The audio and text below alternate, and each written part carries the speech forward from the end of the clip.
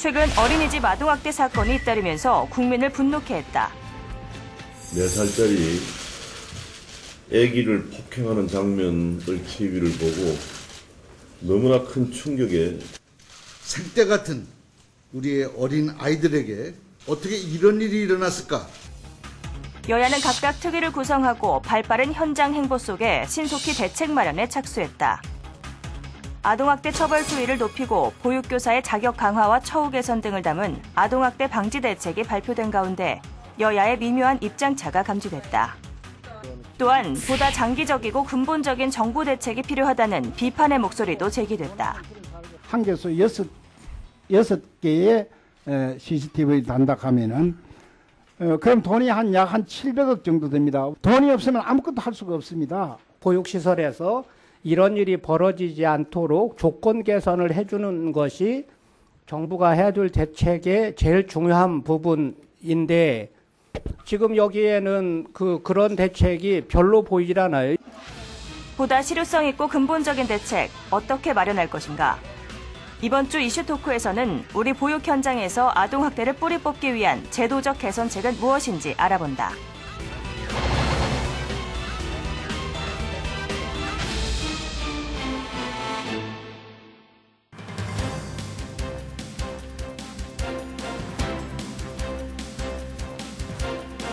여러분 안녕하십니까? 고성국입니다. 네, 여야 정치권이 연일 아동학대 방지 대책들을 쏟아내고 있습니다. 만시지탄이긴 합니다만 차제에 문제의 원인을 좀 제대로 짚고요. 그리고 실효성 있는 대책이 좀 마련돼야 되겠다. 이런 국민적 관심이 높습니다. 예, 그래서 이 시간 두 분 여야 의원 모시고 이 보육 현장의 아동학대 어떻게 근절할 수 있을지 그 제도적 개선책에 대해서 좀 심층 토론해 보겠습니다. 함께 하실 분들 소개해 드립니다. 네, 먼저 새누리당의 문정림 의원 나오셨습니다. 어서 오십시오. 네, 안녕하십니까. 네. 자, 새정치민주연합의 박혜자 의원 나오셨습니다. 어서 오십시오. 네, 안녕하세요. 예. 이 두 분 다 이 아동학대 근절을 위한 여야 특위 소속 의원들이시고요. 이 문제에 대해서, 누구보다도 열심히 지금 대안을 마련하고 계신 것으로 저희가 알고 있습니다. 예, 문 의원님. 네. 근데 잇따르는 이 보육 현장에서의 아동학대, 이 보시면서 참 마음이 좀, 착잡하시겠어요. 네. 어떠십니까? 네. 보육 현장의 아동학대 문제가 발생했을 때 그 현장에 계신 보육교사 또 어린이집 원장님 역시 안타까웠을 거라고 생각합니다. 또 온 국민이 놀라고 이제 분노한 부분도 있는데요. 결국은 그 보육 현장에서 이루어지는 일이 인간이 하는 일이기 때문에 첫 번째로는 이제 보육 교사가 어떻게 돼야 될 거냐, 자질과 인성 문제, 또 그러기까지 또 처우와 환경 개선이 어떻게 돼야 되느냐라는 부분이 좀 기본적으로 논의가 돼야 될 것 같고요. 네. 그다음에 아동 학대에 대한 인식을 좀 새로이 해야 된다. 그런 면에서 예방 방지책과 또 처벌 강화책이 예방책 위주로 가야 된다. 또 어린이들은 어른과 달리 자기 의사 표현이나 보호막이 부족하다 보니 CCTV를 포함한 그 어른들이 모니터할 방법이 강구돼야 된다. 이런 종합적인 대책이 마련돼야 된다. 이렇게 생각합니다. 예. 예, 박희자 의원님, 이 새정치민주연합에서는 이제 이 특위가 굉장히 활발하게 움직이는 것 같더라고요. 네, 좀 소개 좀 해주실래요? 했습니다. 예. 특위를 열어서 현장의 목소리를 저희가 직접 들었고요. 네. 또 찾아다니면서 보육교사 또 그 학부모님들 또 아이들도 만나봤습니다. 그런데 저희가 세미나를 하면서 느꼈던 거지만 보육교사분들도 또 눈물을 흘렸고 또 학부모님들은 학부모님들대로 또 눈물을 흘렸고 정말 그 양쪽 다 서로 다 이러한 그 현장의 문제점에 대해서 정말 그 당황스럽고 또 다들 그 반성하기도 하면서 정말 서로 다른 입장이지만 또 같이 이 문제가 잘못됐다라는 그러한 점은 인식을 하고 있는 것 같습니다. 예, 이 현장에서부터 좀 문제를 진단하고 풀겠다 이런 의지를 갖고 계신 것 같은데 의원님들도 좀 많이 우신 거 아니에요? 혹시? 저희도 울었어요. 예, 왜냐하면 부둥켜 안고보다는 사실 그 어떤 이제 보육교사 한 분은 본인이 그 아이들을 그 유치원 어린이집에 맡기고 본인은 또 보육교사로 다른 데 가서 그 일을 하는 거죠. 그렇기 때문에 학부모이면서 동시에 예. 그 보육교사 직책을 맡고 네, 계신 분이 네. 있었어요. 그러면서 자기도 선생이지만 똑같이 또 한편에 생각하면은 그 학부모라는 입장이 있기 때문에 예. 결코 그 이중적이지 않다라는 얘기를 하면서 예. 참 그 우리의 그 보육 정책이 현실이었던가. 저희는 정말 말로만 하는 것이지만 현장에 근무하시는 분들은 네. 정말 그것이 삶이기 때문에 참 안타까운 그런 경우를 많이 느꼈습니다. 예, 문정림 의원님은 현장 목소리 좀 들어보셨습니까? 예, 예, 그렇습니다. 이제 어린이집 종사자 또 학부모님 이렇게 예. 해서 지방과 서울 다 이렇게 방문해서 현장 네. 의견 들었는데요. 결국 부모님들의 요구는 안심하고 또 안전한 보육 환경에서 아이를 맡기고 싶다라는 요구인 거고요.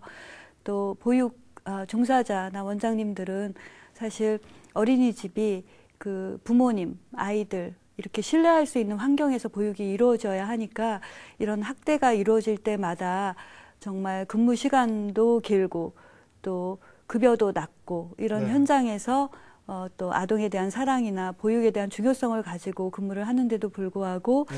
또 잠재적 범죄자가 되지 않나 또 신뢰가 깨어지는 부분에서 안타깝다 이런 부분을 하셨습니다. 그래서 부모 입장에서는 안심하고 안전하게 보육할 수 있어야 되고 또 교육 종사자들도 소신을 갖고 네. 또 신뢰할 수 있는 환경을 만들어야 된다. 이런 부분에서 대처가 마련돼야 된다. 이런 데 공감을 했습니다. 예. 예, 이 박혜자 의원님 말씀 중에 이 보육교사도 한편으로는 학부모다 이런 말씀 참 가슴에 와닿는데요. 사실은 이 보육 문제는 온 국민의 문제이기도 하잖아요. 그래서 저희들이 그 시민들이 어떻게 생각하는지 이 문제에 대해서 여야가 개선책을 가지고 논의하고 있는데 여야의 움직임에 대해서는 또 우리 시민들이 어떤 시선으로 바라보고 있는지 좀 취재를 했습니다. 먼저 화면 좀 같이 보시겠습니다. CCTV는 곳곳에 다 해서 그런 일이 또 발생하지 않도록. CCTV 외곽에서 때릴 거 다 때리고 화장실 가서 혼낼 거 다 혼내는데. CCTV 당연히 해야죠. 당연히 해야 된다고 생각합니다. 그거 뭐 CCTV 해놔도 두들 패는 방법인데. 나는 CCTV를 반대합니다. 교사들이 뭔 죄인이라고 그렇게까지 하려고 그래요. 확실하게 퇴출할 수 있는 강력한 법이 개정돼야 된다고 생각합니다. 폐쇄는 너무 가혹한 거죠. 그거 뭐 벌금으로 규제를 가한다든가. 월급을 더 줘야죠. 월급이 너무 적은 것 같더라. 이번에 뉴스에 보니까 월급이 얼마 안 되대요. 약간의 차별은 어쩔 수 없다고 생각은 해요. 그러니까 전업주부도 당연히 힘들고 이런 거는 한데 워킹맘보다야 조금이라도 뭐 워킹맘들한테 조금 더 혜택이 간다는 건 어쩔 수 없다고 저도 보는데. 아무래도 뭐 그래 보내기 위해서 직장을 다녀야 되냐 아무데라도 뭐 이런 얘기도 있긴 있어요. 일단은 그 국공립 시설이 적은 게 문제라고 생각을 하고 있습니다. 노인정 같은 데 있잖아요. 노인정하고 어린이집하고 가까이 둬가지고 어린애 놀 때 노인들이 가서 같이 좀 봐주면서 그렇게 하는 건 어떨까 하는 생각이 드는데요. 예, 시민들이 참 많은 말씀들, 요구들을 쏟아내셨는데 두 분과 함께 하나하나 좀 짚어보겠습니다. 먼저 이 CCTV 설치와 관련된 것인데 아까 시민들 의견에서도 이 두 의견이 팽팽하게 맞서더라고요. 근데 지금 양당에서는 CCTV 설치는 대체로 지금 합의가 이루어지고 있는 거 아닙니까? 예, 그렇습니다. 예. 이제 애초에 CCTV 설치 의무화에 관해서 이제 찬반 논란이 참 많았습니다. 예. 이제 그 찬성하는 쪽에서는 아이들은 그 어른과 달리 자기 의사 표시를 정확히 할 수 없기 때문에 아이들의 보호막을 위해서도 CCTV 설치가 필요하다. 네. 또 하나는 그 아동학대 문제가 불거졌을 때 사실상 확인할 수 있는 방법이 없기 때문에 신체적 학대와 같은 경우는 어린이집 종사자와 부모 사이의 확인을 위해서도 필요하다. 뭐 이런 문제가 있었지만 또 반대에서는 그 교육 종사자들이 그 소신껏 보육에 전념할 수 있겠느냐, 위축이 될 수밖에 없다. 또 인권 문제가 있을 수 있다. 또 아이들의 개인 정보도 통제가 돼야 되는데 이런 부분은 어떻게 할 거냐. 또 CCTV를 무한대로 설치할 수 없기 때문에 사각지대는 역시 발생하고 또 예산 문제 역시 논의돼야 된다라는 것이 있었지만 현재 그래도 공감대를 이룬 것은 5세 이하 어린이 네. 같은 경우는 의사표현이 되지 않기 때문에 보호막으로서의 최소한 CCTV 설치는 필요하고 다만 관리와 열람 뭐 이런 것을 어떻게 할 거냐를 통해서 네. 그런 논란을 좀 잠재워줘야 된다라는 쪽으로 가고 있습니다. 되게 합의가 예. 이루어지고 있군요. 네. 새정치민주연합 내에서도 이 문제와 관련해서 의원들 사이에서도 좀 입장 차이가 있었던 네, 걸로. 좀 입장 차이는 있었는데요. 네. 지금의 그 현실 속에서 네. CCTV 설치를 피할 수는 없다라는 게 대부분의 의견이고요. 네네. 또 이 CCTV 문제는 사실 지금 와서 문제가 된 게 아니라 2013년에도 그 보건복지위에서 상당히 문제가 되었었는데 그때에도 또 보육교사의 그 인권 침해라든가 네. 이런 문제 때문에 보류가 됐던 그 사항입니다. 그렇죠. 예. 그런데 이제 그 연구 결과를 사실 보면 그 각종 범죄반과 관련해서 CCTV를 설치했을 경우에 그 범죄가 오히려 다른 지역으로 그 빠져나간다. 그러니까 확산될 수 있다. 풍선 효과 같은. 예, 일단 보이는 지역에서는 CCTV 있는 지역에서는 피하고 다른 예. 지역으로 들어간다. 사각지대 그래서 같은. 그래서 이번에도 그 보육시설에서도 우리가 CCTV를 설치할 수밖에 없겠지만 네. 그러나 또 한편 우리가 그 유념해야 될 것은 CCTV를 모든 곳에 곳곳에 설치할 수는 없어요. 그렇다면 네. 정말 더 보이지 않는 사각지대로 아이들에 대한 그 학대가 끌려 들어가는 측면에 대해서도 우리가 염두에 두고 대처를 해야 되는 거 아닌가 그런 생각을 하고 있습니다. 이게 이제 그 건축 구조상 사각지대가 있을 수도 있지만 네. 이를테면 화장실이나 네. 샤워실이나 아무리 그렇습니다. 아이들이라 하더라도 이 경우에 CCTV를 설치한다는 건 좀 말이 안 되는 것 같거든요. 예. 근데 이런 곳이 이제 사각지대가 될 수 있다는 거잖아요. 그러니까 이제 많은 학자들의 연구 결과에 의하면 예. 실제 도심에서의 그 CCTV라고 하는 것이 범죄를 외곽으로 빼돌리는 네, 네. 그런 그 또 그 부작용이 있다라는 아, 게 보편적이기 때문에 이 문제를 설치는 하되 네. 우리가 굉장히 여러 가지 점을 섬세하게 좀 고민할 필요가 있지 않나 생각을 합니다. 설치하되 여러 가지 보완책을 같이 가져가야 된다. 네. 어떤 보완책에 대해서 고민들이 있습니까? 예.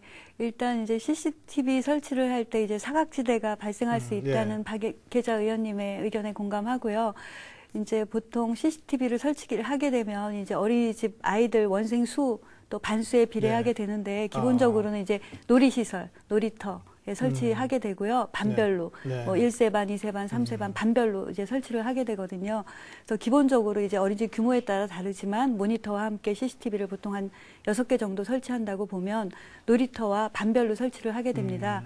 그런데 사실 뭐 화장실 뭐 창고 이런 데까지 설치할 거냐 그건 사실 할 수 없는 일이잖아요. 그래서 그런 부분은 사실 어린이집의 아동학대가 고의적으로 계획적으로 일어난다기보다는 사실 우발적으로 일어난다고 봅니다. 그래서 기본적으로 놀이터라든가 반별로라든가 그 반과 원생수에 맞는 개소 설치는 분명히 해야 된다고 생각을 하고요. 사실 화장실이라든가 창고라든가 눈이 미치지 못하는 곳까지 사실 CCTV를 설치하는 거는 조금 어려움이 있을 거라고 생각을 하고요. 그런 부분은 사실 계획적인, 의도적인 아동학대는 사실 사전 예방적인 효과로서 교육이라든가 이런 것을 통해서 이루어져야 된다고 생각을 합니다.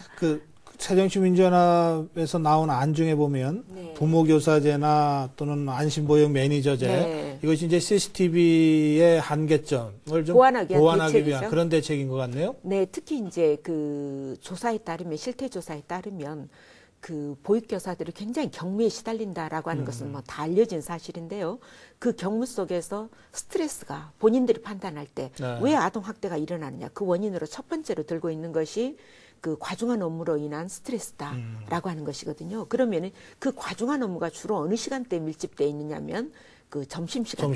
그래서 11시에서 이제 보통 2시 사이기 때문에 그 시간에 그 선생님들도 식사도 해야 되고 스님들도 또 사실 화장실도 가야 되는 거고 그런 거죠. 그런데 제가요.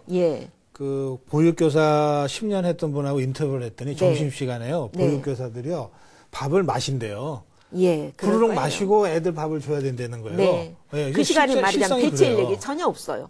그렇기 때문에 최소한 그 바쁜 시간 동안만이라도 또 학부모가 대신 좀 같이 보조를 해줄 수 있다든가 또 안심보육 매니저가 또 여러 가지 그 조치를 해줄 수 있는 그런 우리가 방안을 같이 검토해야 된다라고 하는 것이죠. 지금 박 의원님 말씀하신 게 1일 2교사제입니까? 있습니까? 이제 1일 2교사제는 사실 예산이 굉장히 많이 들기 네. 때문에 지금 이제 많은 그 보육교사들이 실제 12시간 이상 그 노동을 하는 경우가 많습니다. 그렇죠. 그래서 원칙적으로는 그 1일 2교사제로 가져야 되지만 예. 당장 우리가 시급한 거 그걸 따졌을 때에는 일단 우리가 적은 비용으로 그래도 당장 우리가 급하게 할 수 있는 것은 그 전업주부들의 경우에 예. 또 관심 있는 보육에 관심 있는 학부모들 중에 일부 그 선발을 네, 해서 예. 이런 도우미로 활용할 수 있는 방법도 우리가 보조교사로 활용할 수 있는 방법도 아. 검토할 필요가 있다. 이렇게 또는 생각합니다. 최소한 점심시간이라도 예. 조금 이 자원봉사를 네, 좀 그렇습니다. 활성화한다든지 네. 이런 식의 이 보완이라도 우선 해야 된다. 네. 예, 그 부분에 대해서도 저 새누리당 쪽에서 좀 네. 의견들이 있습니까? 네, 예. 그 두 가지 말씀하셔서 저도 네. 의견 잠깐 드리고 가겠습니다. 네. 이제 CCTV 보안 아까 말씀하셨는데 마무리를 못해서요. 그래서 CCTV를 이제 몇 개나 설치할 거냐도 중요하지만 CCTV의 질적인 부분이 중요합니다. 그래서 예전에는 디지털형이 아니었거든요. 근데 이제 새로이 보급되는 거는 이제 디지털형이어야 하고 그 다음에 또 화질이 굉장히 중요하고요. 그 다음에 용량에 따라 또 가격이 다릅니다. 그래서 용량이라는 것이 CCTV를 일단 설치하더라도 관리를 누가 할 것이며 보관을 한 달 할 것이냐, 몇 개월 할 것이냐에 따라 용량도 가격의 차이가 납니다. 또 CCTV 관리를 어린이집 원장이나 현장에서 할 거냐, 아니면 지자체 어떤 기관에서 할 거냐, 이런 부분이 있거든요. 그래서 CCTV 설치 의무화에 대한 공감대는 있지만 어떤 CCTV의 질적인 부분을 감안해야 될 거냐, 보관 기관이나 관리의 의무를 어떻게 할 거냐가 보다 중요하다고 생각을 하고요. 또 특히나 CCTV를 실시간으로 모니터링 했으면 좋겠다라는 부모의 욕구도 있었지만은 그런 부분에 대해서는 어린이집 종사자들이 굉장히 교사의 인권 문제를 많이 지적을 합니다. 그래서 실시간 웹카메라를 통한 모니터링 이런 부분은 조금 지양돼야 되는 것이 아니냐 이런 논의가 좀 진행되고 있다는 말씀을 일단 드리고요. 그런 세부적인 사항을 우리가 이제 다 논의할 수는 여기서 없는 거고요. 저는 보다 CCTV를 설치하기 전에 전제가 만약 CCTV로 말하자면 그 감시 대상이 일종의 돼야 되는 분들에 대한 동의가 먼저 그 우선돼야 된다. 이렇게 생각을 합니다. 그래서 동의. 보육교사와 원장님들이 이 CCTV 설치에 대한 섬세한 그 논의가 있어야 돼요. 그래서 그분들의 동의하에서 CCTV가 설치될 수 있는 것이지 그분들이 이렇게 전면적으로 거부한다라고 한다면 사실 굉장히 집행하기가 어려운 그러한 시책이 될 수밖에 현실적으로 없습니다. 왜냐하면 아까도 우리가 사각지대 얘기를 했듯이 뭐 동의하지 않는데 강제로 우리가 설치한다라는 것은 어려운 거예요. 그래서 문화적으로 이미 이런 공감대가 형성이 됐기 때문에 그 부분을 가지고서 보육교사와 원장님들 또 학부모들 간에 그 섬세한 그 합의 과정이 좀 있어야 된다. 저는 그렇게 생각을 합니다. 지금 이게 입법이 된다면 설치 의무화 입법이 되는 거잖아요. 의무화 입법이 되는 것이죠. 예, 그런데 의무화 입법을 하기 전에 지금 이제 당사자들의 동의가 중요하다. 그렇습니다. 그리고 이제 우리 그 문정님 의원께서 말씀하신 것처럼 뭐 화소라든가 뭐 디지털이라든가 또 저기 CCTV 촬영 시간이라든가 이제 어디에 어떻게 설치할 거냐 이런 문제들은 저희보다도 현장에 계신 분들과의 충분한 검토 내지 합의를 통해서 그걸 우리가 결정을 해야지 몇 개를 설치한다, 어디에 설치한다. 우리가 그걸 법으로 정할 수는 없다라고 생각을 해요. 네. 그 이제 그런 것을 말씀드린 것은요. 설치 의무화한다고 할 때 이제 예산이 반영되는 부분이 있기 때문에 이제 그런 요소가 있다는 것을 말씀드린 거고요. 박혜자 의원님 말씀대로 그 부분은 큰 틀의 법안을 만들면 그 현장에서의 논의가 중요하고 그 부분에 따라 이제 시행령이 마련돼야 된다고 생각을 합니다. 절대적으로 동의합니다. 다만 그 실시간의 모니터링 말씀을 잠깐 드린 것은요. 이제 현재는 CCTV 설치를 하고 아동학대가 의심이 되거나 신고가 왔을 때 이제 돌려보는 형태가 대부분인데 현재는 웹카메라를 통해서 실시간으로 보고 싶다 이런 요구도 있기 때문에 과연 그런 방법이 가능하냐 이런 두 가지의 이제 논의도 있다는 말씀을 드린 겁니다. 그래서 현재는 실시간의 모니터링에 대해서는 워낙 논란이 조금 많아서 현장에 부정적인 의견도 있고 좀 적용 가능하지 않다는 논의가 좀 진행 중인 것으로 알고 있어서 그런 부분에 대한 논의도 계속 이루어져야 된다는 말씀을 드린 겁니다. 그 부분에 대해서도 굉장히 저는 신중해야 된다. 우선 그 말씀부터 드리고 싶습니다. 실시간 모니터링이라고 하는 것은 우리로 하여금 정말 모든 걸 그 노출시키고 감시해야 된다. 된다라고 하는 것인데 그런 점이 있기 때문에 바로 학부모님들과 예. 충분한 논의를 통해서 어느 시점에는 우리가 그래요. 공개를 해준다라든가 또 어느 시점까지만 우리가 CCTV를 뭐 그 촬영을 한다든가 이런 부분에 대한 정말 미세한 조정이 있어야 되는 겁니다. 그 부분에 대해서는 두 분이 네, 생각이 맞습니다. 다르지 않은 것 같습니다. 알겠습니다. 이 아까 저 시민들 의견 중에 말이에요. 이 원스트라이크 아웃과 관련된 의견들도 있었습니다. 야, 한 번 잘못했다고 폐쇄하는 건 좀 가혹하지 않냐 이런 의견도 있고 이거는 좀 엄격하게 가야 된다 이런 의견이 있습니다. 우선 저 새정치민주연합 쪽은 어떤 의견이십니까? 글쎄 원스트라이크 아웃제가 이제 정부에서 최근에 아동학대에 대한 고육지책으로 나온 것으로 생각은 합니다. 예. 그러나 이 원스트라이크 아웃제를 했을 때 실제로 지금 어린이집이 부족한 상황이고 또 어린이집에 실제 가까운 곳에 접근성이 좋아야 되는데 예. 말하자면 우리 가까운 곳에 있었던 지금 이용한 아동들이 있는데 또 그 아이들이라고 하는 것은 보육교사하고 대부분의 경우 상당한 애착관계가 형성이 되어 있습니다. 그런데 이것을 갑자기 어느 날 뭐 문제가 있으니까 폐쇄한다라고 해서 하면 그 아동들의 그 심리적인 타격도 우리가 고려를 해야 된다 생각을 합니다. 예. 그래서 물론 원스트라이크 아웃제가 중요하긴 하지만 그 원장이 책임이 있는 거냐 아니면 보육교사만의 책임이냐 네. 여러 가지를 좀 따져봐야 될 필요가 있다 생각은 하고 그 있습니다. 원 스트라이크 아웃이 아니라 투 스트라이크 아웃 그렇게 표현해도 됩니까?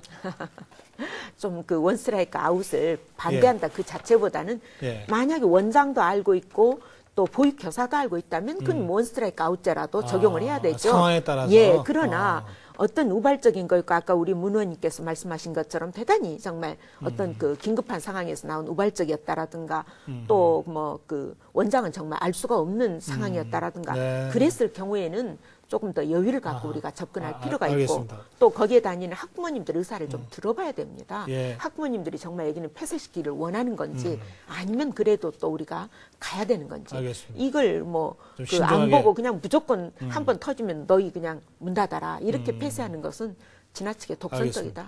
종합적으로 상황을 판단하고 신중하게 네. 접근해야 된다 이런 말씀이시고 새누리당은 원 스트라이크 아웃제를 지금 추진하고 있는 겁니까? 일단 원스트라이크 아웃제는 정부에서의 발표였고요.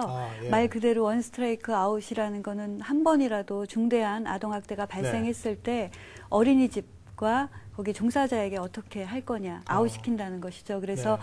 그 기관과 개인에게 구분을 하자면 어린이집 기관에 대해서는 그간에는 운영 정지를 시켰던 것을 한 번이라도 강한 아동학대가 있었다면 운영 정지, 그간에는 뭐 6개월, 1년 이런 운영 정지를 거쳐서 필요한 경우 폐쇄를 했는데 네. 한 번이라도 중대한 아동학대 사고가 발생을 하면은 그 당장 처음부터 폐쇄를 폐쇄한다. 하겠다라는 것을 이제 발표를 한 그럼 저 것이고요. 의원님 말씀하시는 저 중대한 아동학대 네. 이것도 이제 사안에 따라서 다 판단이 다를 텐데 어떤 정도의 학대를 얘기합니까? 예, 그렇습니다. 지금 법 조항에는 생명에 피해를 끼치거나 또 신체적, 정신적인 중대한 위해를 끼쳤을 때에 폐쇄할 수 있다고 되어 있는데 정부가 이제 그거를 문구만 조정을 한 것은 중대한 생명이나 신체 정신적 피해를 일으켰을 때 긴급 폐쇄를 할 수 있다라는 이제 조항으로 이제 바꾸려는 노력을 하고 있는 것으로 그렇구나. 알고 있고요. 예, 그런 조항에 대한 이제 해석을 어떻게 할 거냐가 이제 좀 마련이 돼야 되겠죠. 또 하나는 기관이 아니라 어린이 종사자 개인 그 보육 교사에게는 그간에는 이제 자격 정지가 있었거든요. 자격 정지를 1회, 2회, 3회 아동학대를 했을 때 각각 1년간의 자격 정지만 있었는데 이제는 심한 아동학대가 있었을 때 자격 정지가 아니라 취소가 될 수도 있고 연구 퇴출. 예. 만약에 한 번에 보육교사를 못하게 하는. 특히 근데 뭐, 이제 폐쇄를 그 하더라도 그 지금 현장에서 보게 되면 상당히 많은 그 어린이집의 경우에는 다른 사람 이름으로 하든가 불법적으로 또 명의가 변경되거나 이렇게 해서 또 다른 방식으로 또 그 어린이집을 그 이어나가는 경우도 뭐 있어요. 불법 매매도 이루어지고 예, 있다고 그렇습니다. 그러니까요. 그렇기 때문에 명의 변경이라든가 그 이후에 우리가 조치도 그 여러 가지를 검토를 하면서 정말 막겠다라고 한다면 의지를 갖고 있다면 어떤 경우에도 못하게 확실하게 막든지 아니면 정말 이런 편법이나 이러한 것들이 더 그 횡행할 수 있는 그런 그 기회를 줘서는 안 된다. 이 점은 우리가 알고 가야 될 것 같습니다. 예. 알겠습니다. 이 신고 포상금도 뭐 좀 올린다 뭐 이런 안들은 다 있는데 뭐 이거는 무슨 근원 대책이라고 보기는 어렵고 어쨌든 좀 강화하겠다는 것이니까요. 근데 이제 신고 포상금 제도가 지난 우리가 5년 동안 정말 신고 포상금을 받아간 사람 몇 명이냐? 제가 한번 조사해봤어요. 그랬는데 뭐 신고 건수 자체도 뭐 지난 한 그 5년에 가까운 세월 동안 1,200 몇 건밖에 안 됩니다. 그런데 실제 그 중에서도 180 뭐 몇 건 이런 정도만 포상금을 받은 경우죠. 그러니까 아주 정말 뭐 전체 아동학대 그 발생 건수에 비하면 뭐 신고 의무자들이 본인 신고 의무자인지도 모르고 있고 또 뭐 이것이 실제로 현장에서 지켜지지 않고 있다라고 하는 게 현실이기 때문에 뭐 보상금으로 올려서 이 문제가 더 신고를 많이 하고 뭐 돈 받기 위해서 하고 이런 문제로 접근하는 것은 접근 자체가 저는 잘못됐다 이렇게 알겠습니다. 생각을 합니다. 이 여당 쪽에서는 이 문제는 어떻게 보십니까? 네, 이제 처벌 강화와 함께 그 아동학대를 이제 신고한 사람들에게 이제 보상을 줘서 좀 더 보상을 해서 아동학대 신고를 이제 좀 더 유도하자 이런 차원에서 이제 발표가 된 것으로 알고 있고요. 말씀하신 대로 이제 아동학대 신고 포상금이 1,000만 원에서 2,000만 원 2배로 뛴 거죠. 그래서 사실 그 액수 때문에 신고를 할 거라고 생각은 하지 않습니다. 그렇기 때문에 포상금을 올리는 것도 중요하지만 아동학대 신고를 할 수 있는 그 분위기를 더 만들어야 된다고 생각을 하고요. 현재에도 법에 아동학대 신고는 누구든지 아동학대를 발견했거나 의심했을 때는 신고할 수 있고 신고해야 된다라고 되어 있습니다. 그래서 신고할 수 있다는 말은 신고를 유도할 뿐만 아니라 신고했을 때 보호받을 수 있다는 의미가 있는 거고요. 또 신고해야 된다라는 것은 의무자가 있거든요. 그게 어린이집 원장, 보육교사, 또 거기에 관여하는 의료기관도 해야 되고 공공기관, 사회복지시설. 진료를 한 의료기관. 24개 이제 직군들이 되어 있는데 그런데 중요한 것은 이분들도 신고 의무자들도 안 해요. 그건 무슨 얘기? 몰라서 안 하는 건가요? 귀찮아서 안 하나요? 몰라서도 안 하고요. 또 실제 그것이 내가 그걸 몰랐다라고 하면 뭐 어떻게 처벌할 수가 없어요. 그러기 때문에 결국 이제 우리가 신고를 기대한다면 내부자 고발에 기대는 수밖에 없는 겁니다. 실제 그 보육교사, 그 같은 그 어린이집에 근무하고 있는 다른 보육교사나 원장 또 이런 이제 데서 신고가 들어와줘야 되는데 그게 보육교사들의 경우에 현실적으로 블랙리스트가 돌아다녀요. 그러니까 여기에서 내가 가령 내부자 고발로 신고를 했다. 그러면은 그 유치원 원장들이나 그 보육교사 그 어린이집 원장님들끼리 블랙리스트가 돌면 그건 뭐 어디에 가서도 신고하기 어려워지죠, 현실적으로. 그렇기 때문에 이런 것을 막는 것에 우리가 더 관심을 가져야 되고 실제 이제 내부자 고발 제도가 뭐 다양한 각 분야에서 사실은 활성화되고 또 내부자 고발이 분명히 보호받을 수 있는 그런 그 조치들이 이루어져야 됩니다.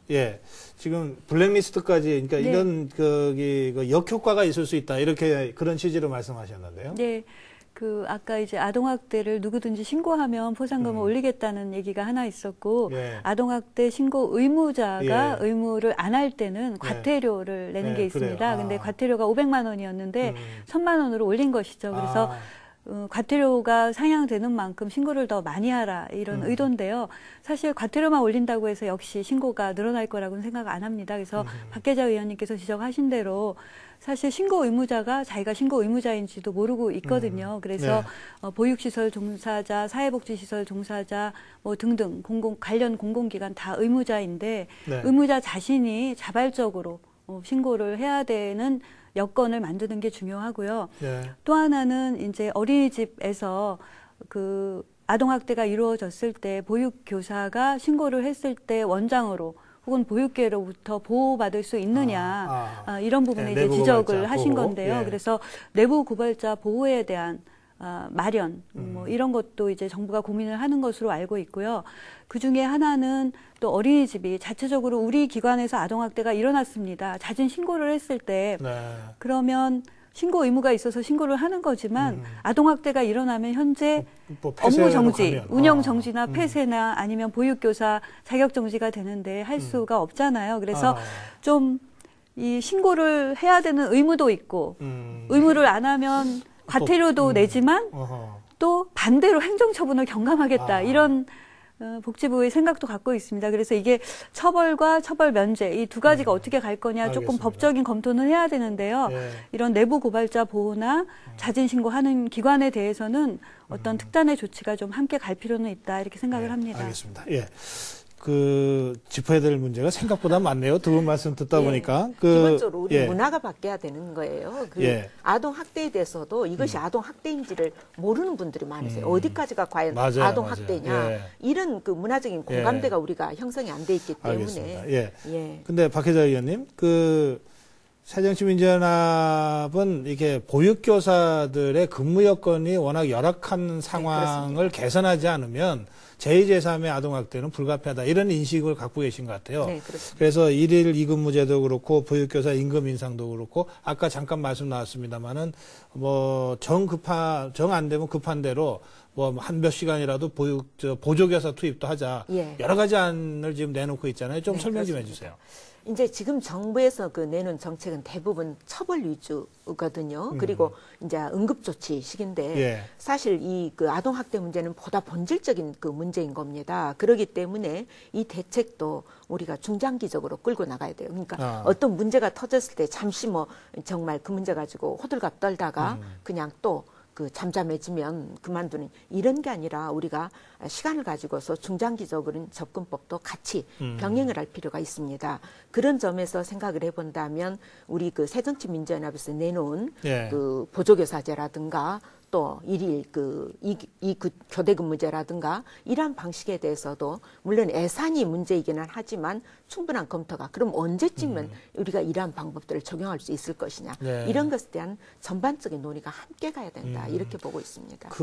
보육교사 처우 개선에 대한 종합계획이 제시가 되고 이런 계획에서라면 우리도 한번 제대로 해보자라고 하는 원장과 보육교사들의 동의도 받아내면서 아까 말씀드린 말씀 짚었습니다만 CCTV 설치라든지 하는 여러 가지 문제들이 자발적인 동의하에서 이루어져야 된다. 그리고 기본적으로 정부에서 저는 중요한 것은 새누리당이나 정부에서 보다 본질적으로 정말 아동 학대라고 하는 거, 보육 문제가 얼마나 중요한 국가적인 책임인가라는 그 의식을 먼저 가져야 된다 생각을 해요. 저희가 정말 저는 교육하고 이제 교육부 상임위를 맡고 있는데요.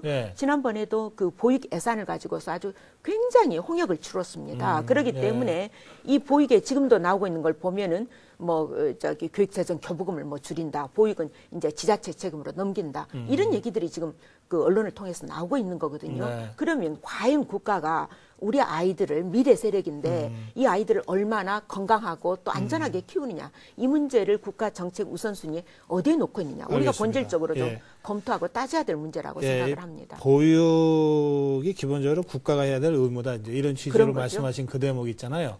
저희 토론의 마지막 순서에 한 번 더 짚어보겠습니다. 지금 이 보육교사 근로조건부터 근무 환경부터 개선해야 된다. 이게 이제 새정치민주연합이 방점을 강조하는 부분인데 새누리당 쪽에서는 이 부분에 대해서 어떤 대안을 갖고 있습니까? 아동학대의 원인이 여러 가지가 있지만 보육교사를 중심으로 생각하면 이제 두 가지가 있다고 생각을 합니다.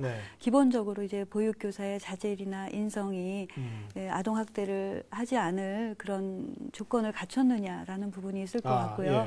그런 부분에서 이제 앞으로 국가고시 자격증화 제도, 그다음에 사이버 교육이나 이런 것들의 인성 부분을 강화하겠다, 현장 교육을 강화하겠다, 이런 부분이 있는데 그거와는 이제 별개로 보육교사들이 정말 자신과 인성을 갖췄다 하더라도 근무 환경이나 여건 때문에 우발적으로 발생할 수 있는 거는 어떻게 할 거냐 이런 문제가 있습니다. 그래서 지금 보육교사들이 보면 평균 근무 시간이 9.5시간으로 조사가 되는데 사실 밤늦게 행정적인 업무 주말에 나오는 근무 시간까지 하면 그 이상 빼고 그렇다 그러더라고요. 기본적인 조사 기준이 이제 9.5시간이고 급여가 이제 평균 155만 원인데 여러 가지를 합쳐도 민간과 국공립 차이가 있지만 145만 원에서 188만 원 이렇게 조사가 되고 있고요. 더 낮은 임금도 있습니다. 그러면 근무 시간과 급여 어떻게 할 거냐 얘긴데 결국 이제 근무 시간을 조정하기 위해서는 추가 인력을 해줘야 되잖아요. 그런 차원에서 대체교사, 보조교사, 또 1인 2교대 이런 게 나오는 것이고요. 현재 이제 정부랑 협의 중인 것은 이제 단계적으로 해야 되기 때문에 일단은 보조교사 문제는 정부도 단기적인 계획을 갖고 있고요. 네. 보조교사의 정의는 지금 누리과정에서 3세에서 5세 어린이집과 유치원에서 실시가 되고 있고요. 예. 4개반에 1명씩의 교사를 투입해서 일일 4시간 정도 근무할 수 있도록 합니다. 그러면 주로 바쁜 급식이라든가 보육 중점적인 학습이 이루어질 때 하고 있는데 사실 4개반에 1명을 더 투입해서 일일 4시간으로 사실 충분하지 않다고 생각을 합니다. 근데 현재로서는 1차적으로 일단 그렇게 하겠다라고 하는 안을 갖고 있고요. 사실 일일 2교대라든지 뭐 이제 그런 대책은 또 부담임제라든지 이런 대책은 좀 더 나와야 된다 이렇게 저도 생각하고 있습니다. 그렇군요.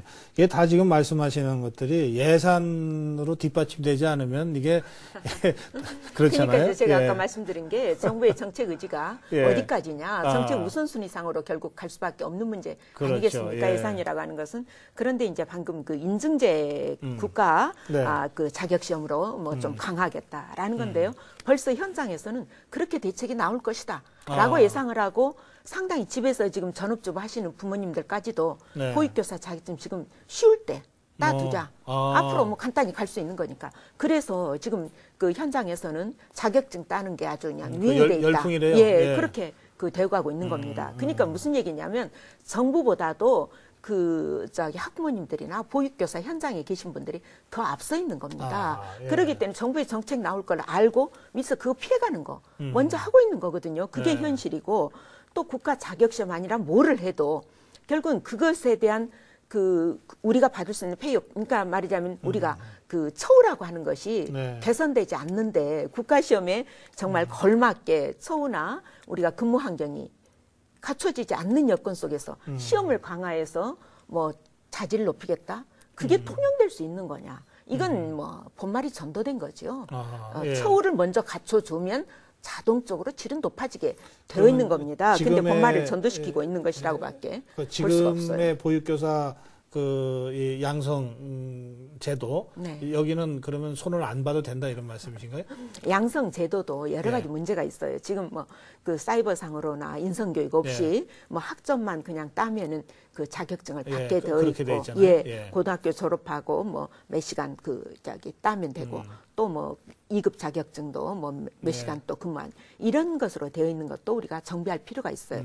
그리고 이제 보육교사가 되자면 기본적인 인성과 소양 교육을 강화할 필요는 분명히 있습니다. 그래서 저 자신도 법률을 냈어요. 그래서 유치원 교사라든가 또 원장들이 그 자격증을 따는데 또 딴 이후에도 일정 기간마다 우리가 인성교육이나 소양교육을 통해서 보완할 필요가 있습니다. 그러나 본질적으로 문제 해법은 아니라는 거죠. 먼저 우선 해야 될 것이 처우 개선에 대해서 국가가 관심을 갖고 하면 자동적으로 여기에 대해서는 알겠습니다. 퀄리티가 높아질 수 있는 거죠. 처우 개선 이렇게 강조하셨어요? 그 선우를 따질 일은 아니라고 생각을 하는데요. 이제 처우에서는 일단 현재 종사자, 보육교사 종사자가 그 20만에서 30만 이제 그 자격에 따라 다른데 한 정도 되고 자격증을 가진 분은 한 120만 되니까 자격증 가진 분 중에 종사자만이라도 처우 개선을 해야 되는 거는 맞고요. 그 이제 정부가 국가고시 자격화하겠다라는 것에 대해서는 저도 처음에 의문을 가졌습니다. 그 국가고시로 한다고 해서 자질이나 인성이 바로 올라가냐, 그건 아니다라고 했는데 결국 국가고시 자격화할 때 그 관련 학과를 이수한 자만 국가고시를 보게 하겠다 해서 질 관리를 좀 더 엄격히 하겠다는 부분이 있고요. 또 국가고시에 포함되는 과목 중에 인성교육이나 이런 아동학대를 예방할 수 있는 그런 내용이 심층된 것을 평가하겠다.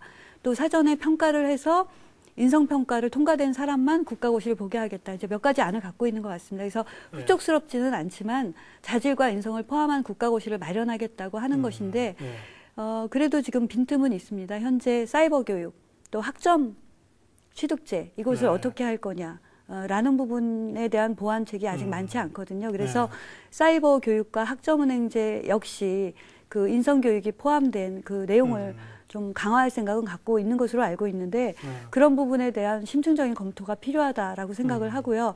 앞으로 배출되지 않아도 현재 종사자 20, 30만 포함한 자격증 갖고 있는 120만, 130만의 네. 인구를 어떻게 할 거냐. 그렇게 그 부분에 많은 대한 인구를 인성교육과 예. 직무교육이 함께 가야 되는 거죠. 그래서 예. 선후를 따질 것 없이 지금 함께 가야 되는 급한 사항이다 이렇게 생각하고 있습니다. 예. 예, 알겠습니다. 근데 인성교육 받으러 가는 중에 네. 지금 대체교사나 보육교사가 부족한 그 상황 속에서 혼자 맡고 있어요, 아이들을. 네. 그런데 교육 받으러 가는 시간에 당장 어떻게 할 건데. 그러네요. 예. 이것도 그 굉장히 고민해야 될 문제입니다. 그러니까 실제 저도 이제 교육을 가보면 예전에 그 가보면 많은 분들이 교육 받는 시간에는 말하자면 내가 아이들로부터 모처럼 벗어나서 좀 쉴 수 있는 시간으로 생각하는 경향이 있어요. 그래서 예. 좋을 거 있거나 말하자면 쉬는 시간으로 생각을 하는데 이게 굉장히 그 정책이라고 하는 것이 한 면만 보면 안 되는 것이고요. 여러 가지를 종합적으로 우리가 검토를 해나가야 되는 겁니다. 예, 대체교사 말씀하셨는데요. 아까 이제 보조교사는 이제 정교사를 이제 도와서 일일 뭐 4시간 이렇게 근무하는 형태고요. 대체교사는 현재도 이제 대체교사 제도는 있습니다. 그런데 단지 이제 결혼, 뭐 임신, 출산, 그다음에 연가 이럴 때만 대체교사를 쓸 수 있거든요. 그 빠져나간 인력을 대신해서 그래서 앞으로는 이제 직무교육을 받을 때 교사가 빠져나갔을 때 활용할 수 있는 대체교사 제도 같이 마련을 해야 되고 그런 부분까지 예산에 반영돼야 될 필요는 있다 이렇게 생각합니다. 예. 알겠습니다. 자, 이게 이제 말씀하시다 보면 자연스럽게 예산 얘기를 이제 안 하실 수가 없잖아요. 그런데 사실 많은 그 부모들은요, 그냥 다 좋은데 국공립이라도 좀 늘려줬으면 좋겠다. 뭐 지금 10대 1인가 그렇대요. 네, 그렇죠.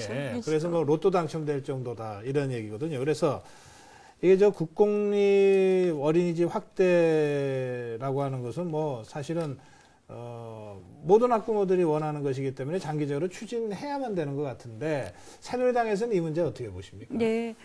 지금 국공립 어린이집의 비율이 개소로 하면은 이제 6% 정도 되거든요. 또 국공립 어린이집에서 또 이제 보육되고 있는 아동수로 보면은 지금 한 10% 정도 되고요. 그래서 기준을 어떻게 하고 있느냐에 따라 조금 다릅니다. 그래서 이제 국공립 어린이집을 이제 30%로 확대한다고 할 때 개소를 기준으로 하냐, 원생을 기준으로 하냐에 따라 조금 다르기는 하지만 일단 정부가 국공립 어린이집뿐만 아니라 공공형 어린이집, 법인형 어린이집, 직장형 어린이집을 포함해서 33%까지 늘리겠다라고 해서 매년 국공립 어린이집 150개소, 또 공공형 뿐만 아니라 이제 뭐 사회복지법인이라든가 직장형 어린이집 포함해서 뭐 한 200개소씩 늘려서 33%까지 가지고 가겠다는 계획은 가지고 있거든요. 근데 결국 그 국공립 33%가 언제 달성되는 겁니까? 그 목표 연도가 있나요? 예. 제가 알고 있기로는 2017년까지 그렇게 하겠다. 2017년이요? 3년 후군요? 2년 후인가요? 그렇군요. 그렇게 가겠다라는 계획을 갖고 있는 것으로 알고 있고요. 사실 야당 의원님들이 이제 국공립 어린이집 30%는 가야 된다라고 말씀을 하시는데 이제 그것에 반대를 하는 건 아니지만 부모님이 국공립 어린이집을 왜 원하느냐 하면은 국공립이냐 공공형이냐 뭐 직장형이냐가 중요한 게 아니라 국공립 어린이집의 수준을 요구하는 거거든요. 그래서 이제 정부가 국공립 포함해서 공공형 법인 직장형을 함께 간다라는 것은 사실 부모의 그런 수준을 맞춰주는 데 의미가 있다고 생각을 하고요. 사실 이제 공공형 어린이집 같은 경우도 이제 그 민간 어린이집이 어린이집 폐쇄를 받았거나 운영할 수 없는 상태에 이르렀을 때 정부가 공공형 어린이집으로 유도를 해서 행정적인 지원이나 비용 지원이나 이런 거를 해서 인접한 어린이들이 접근성도 멀어지지 않고 질 높은 그 보육도 받을 수 있게 하는 뭐 그런 방안이 지금 포함되는 거다 이렇게 생각합니다. 알겠습니다. 네, 이제 뭐 우리 문정님 의원께서 2017년까지 33% 정말 저도 고무가 됩니다. 오늘 그 말씀을 들으니까. 그런데 저는 이제 뭐 그 교육 업무를 보면서 정말 그 올해부터 또 하기로 했던 작년에 하려다가 올해로 미뤘는 그 고등학교 의무교육도 지금 실시가 안 되고 있는 거고 이제 뭐 이건 논점은 다릅니다만 약속했던 것이 저는 한 번도 지켜진 적이 없다라고 보기 때문에 그 문제에 대해서도 대단히 회의적입니다. 왜냐하면 2017년까지 저희가 기준으로 30%를 잡았을 때도 3, 4천억이 좋게 필요하거든요. 근데 이 그 예산을 과연 정부가 배정을 할 것이냐에 대한 정부 의지의 문제를 제가 제기하고 싶고요. 또 이제 국공립을 그 늘릴 때 그러면 현장이 그 민간의 어린이집 중에서도 물론 문제가 있는 데도 있지만 잘하고 있는 데도 있어요. 그리고 일부 저는 제가 그 과거에 2004년도지만은 그 뭐 10여 년 전이네요. 그러나 현장에서 보건복지 업무를 맡아봤던 적이 있습니다. 그 실제로 도에서. 네. 그럴 때 예. 그 느꼈던 것은 민간 어린이집도 그 의사에 따라서 충분히 공공형으로 전환될 수 있는 데가 많아요. 실제 그렇게 하고자 하는 데가 있습니다. 그래서 원장의 지위 자체만 유지할 수 있다면 공공형으로 전환하겠다. 그래서 적극적으로 전환의 기회를 허용해 주는 것이 필요하고요. 그래서 그분들이 어떤 그 제도권 안에 들어서 국공립으로 공립으로라도 최소한 공공형으로 전환할 수 있는 기회를 줘야 되고 또 이제 서울시 같으면 벌써 그 공립 어린이집을 대폭 늘리겠다, 1000개 정도 늘리겠다 계획을 발표한 바가 있습니다. 그렇기 때문에 국가에서 못하는 일을 서울시에서 지금 그 추진하고 있는 것이거든요. 그렇기 때문에 이거는 상당히 정부의 정책적인 의지가 어떻게 되느냐를 우리가 그 관심 깊게 봐야 된다 이렇게 생각을 합니다. 좀 전에 문정림 의원은 국공립 어린이집, 그다음에 법인이 경영하는 어린이집, 또 공공 어린이집, 직장 어린이집까지 다 포함해서 한 33%를 2017년까지가 이제 정부의 목표다 이렇게 설명하셨는데 새정치민주연합은 이게 정부의 의지를 의심한다 이렇게 지금 시작을 하셔서 새정치민주연합에서는 혹시 그런 국공립 어린이집 확장과 관련된 독자적인 어떤 그 이 추진안, 계획안 또는 요구안이라고 하는 게 있습니까? 아니 저희도 30% 하는 것에 대해서 대환영이라고 제가 말씀드렸어요. 목표는 저희 같은 목표도 거군요. 예. 30%를 국공립을 확보하는 것이 목표고 다만 국공립과 함께 공공형을 포함해서 늘려나갈 때 우리가 현장에서 민간 어린이집을 적대시할 게 아니라 시장은 사실은 정해져 있는 거거든요. 그렇기 때문에 민간 어린이집이 오히려 공공형으로 전환할 수 있는 인센티브를 적극적으로 줘서 끌어들이자라는 거죠. 민간 어린이집이 공공으로 전환하고 싶다고 희망을 가져도 그게 안 됩니까 법적으로? 현실적으로 어려운 부분들이 좀 있습니다. 그래서 지원 그 점도 지원도 그렇고 아까 제가 그 원장 그 자격 기준 말씀을 드린 적이 있어요. 그래서 일정 기간 그걸 보장해 주면서라도 그런 점들을 해결해 주고 또 이제 직장 어린이집도 지금 그 보건복지부의 지침이라고 하는 게 법률보다 더 무서워요. 근데 지침상으로 보면은 그 직장 어린이집 낼 때도 인가 조건이 있어요. 근데 그런 인가 조건들을 조금 더 우리가 면밀하게 조정할 필요가 좀 있다. 그래서 직장 어린이집부터 더 적극적으로 하고 가령 공공형 어린이집을 아파트 1층에는 못하게 돼 있는데 할 수 있도록 그것도 열어줘야 됩니다. 그런 여러 가지 조치들이 규제 완화 필요해요. 차원에서도 추진될 만한 일 같은데 자, 이 대목 지금 박 회장님께서 지적하신 민간의 공공으로의 전환을 좀 용이하게 사정에 맞게 하자. 이 대목에 대해서는 어떻게 생각하십니까? 그 공공형 어린이집이 이제 민간 어린이집에서 이제 전환될 때는 사실 그 이제 신청을 하면 경쟁이 좀 있거든요. 그래서 사실 민간 어린이집도 뭐 못하는 데를 공공형으로 해서 수준을 높여주는 방법도 있지만 또 원하는 곳이 많고 경쟁을 하다 보면 또 잘하는 것을 또 격려해주는 부분이 있잖아요. 그래서 현재는 공공형 어린이집 가운데 이제 평가 인증 점수가 높은데 또 1급 보육교사 자격 비율이 높은데 뭐 이런 식으로 이제 몇 가지 기준을 마련해서 그런 데를 이제 우선적으로 하고 있거든요. 그래서 사실은 민간 어린이집을 공공형 어린이집으로 전환할 때 어떤 원칙을 갖고 하느냐라는 부분은 사실 규제로 다가가기보다는 좀 노력하는 기관에 조금 더 잘할 수 있도록 하는 부분이 있다. 일종의 메리트로 이걸 봐야 된다. 규제라기보다는 저는 좀 그렇게 생각을 하고 있습니다. 근데 이제 그 좀 더 많은 공공형 어린이집을 만들기 위해서는 규제만 강화할 거냐, 좀 행정적인 지도나 지원을 할 거냐라는 부분은 이제 정책적인 고려가 필요하다 이렇게 생각합니다. 예. 알겠습니다. 예. 근데 이제 방금 평가 인증제 이야기를 하셨어요. 근데 이 평가 인증제가 현실적으로 200명의 현장 관찰 요원이 담당을 하고 있어요. 그러면 4만 5천 개 가까운 그 어린이집을 200명이 담당하고 있다면 도대체 평가 인증을 제가 본다면 얼른 봤을 때 한 사람이 한 200개 정도 감당을 해야 되는데 그러면 1년 우리 365일 중에서 뭐 하루 이틀 내에 한 곳 평가를 끝내야 됩니다. 그러면 이게 도대체 현장 평가가 제대로 되는 것이냐. 그리고 또 대부분 뭐 좋은 날 택해서 저기 어린이집의 원장의 얘기를 들어서 뭐 어느 날 간다. 어느 날 뭐 무슨 항목으로 평가를 한다. 뭐 이게 다 그 준비되어 있는 이번에 그 사고가 났던 어린이집도 그 평가 인증제 점수에 따르면 95점 맞았어요. 그렇다고 그러대요? 예. 그렇다면 도대체 정부의 정책이 지금 지키고 있는 것도 하고 있는 것도 제대로 지키고 있는 것이냐 의문을 가질 수밖에 없는 겁니다. 예. 야, 이 평가 인증제, 예. 그 평가인증제에 관해서 말씀드리겠습니다. 이제 어린이집 평가인증제도가 이제 생긴 지가 거의 그 한 8년 정도 됐는데요. 현재의 평가인증제도는 아동학대를 방지할 수 있는 아주 직접적인 항목은 들어있지 않습니다. 그래서 이제 그거는 기본적으로 문제라고 생각을 하고요. 평가인증제가 주로 이제 시설, 보육 환경, 그다음에 보육 과정이 이제 기본적으로 누리과정에 맞는 것들이 있느냐, 교사의 전문성이 있느냐, 그래서 뭐 시설, 인력, 시스템 정도로 되어 있고요. 사실 아동 학대와 같은 그 환경에서 실제적으로 이루어질 수 있는 그 예방 방지책 이런 것들이 이제 전혀 없었습니다. 그러니까 100점 만점에 95점을 받았어도 아동 학대는 일어날 수 있었던 거다 이렇게 생각을 하고요. 또 100점 만점 중에 75점 이상이면 다 통과거든요.